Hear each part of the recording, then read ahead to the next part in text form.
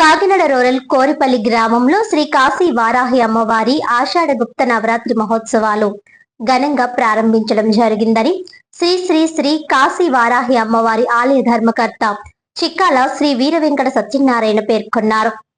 శ్రీ కాశీ వారాహి అమ్మవారి ఆషాఢ గుప్త నవరాత్రి మహోత్సవంలో భాగంగా బుధవారం అమ్మవారిని శ్రీ బాలా వారాహి అవతారంలో భక్తులకు దర్శనం జరిగిందని శ్రీ శ్రీ శ్రీ కాశీవాయ అమ్మవారి ఆలయ ధర్మకర్త చిక్కాల వీర వెంకట సత్యనారాయణ పేర్కొన్నారు. ఆషాఢ గుప్త నవరాత్రుల సందర్భంగా 1200 మంది భక్తులు మాలలు ధరించి ప్రత్యేక పూజలు నిర్వహించారు. ఈ సందర్భంగా ఆయన మాట్లాడుతూ అమ్మవారికి బంగారు కళ్ళు నామాలు ఏర్పాటు చేయడం జరుగుతుందన్నారు. 9 రోజుల్లో అమ్మవారు వివిధ రూపాల్లో భక్తులకు దర్శనం జరుగుతుందన్నారు. మా తల్లి చిక్కాల అమ్మాజీ ఆదేశాల మేరకు ఆలయ నిర్మాణాన్ని చేపట్టడం జరిగిందన్నారు. మాలలు ధరించిన వారికి ఉదయం అల్పాహారం, మధ్యాహ్నం భోజనం, సాయంత్రం అల్పాహారం ఏర్పాటు చేయడం జరిగిందని తెలిపారు. ఈ కార్యక్రమంలో చిక్కాల వీర వెంకట సత్యనారాయణ, ఎర్రంశెట్టి శివాజీ, పెద్దిరెడ్డి వీరభద్రరావు తదితరులు పాల్గొన్నారు.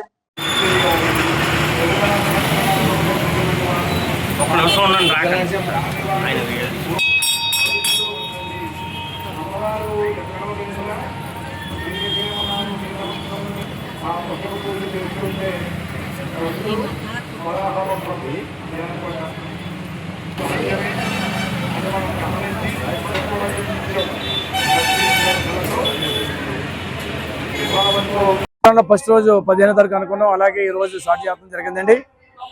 మేము 1500 మందికి శారీస్ ఇవ్వడం జరిగిందండి. దాంట్లో 1200 మంది ఇక్కడికి వచ్చారు. 300 మంది ఇంటికాడ వేసుకున్నారండి.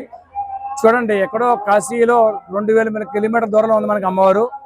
మనకి కడప కొరపల్లి రోడ్డు ద్వారా ఉంది అమ్మవారు. వేళ గుప్త నవరాత్రులు స్టార్ట్ చేసామండి. చాలా అద్భుతంగా జరుగుతుంది 3 గంటల నుంచి.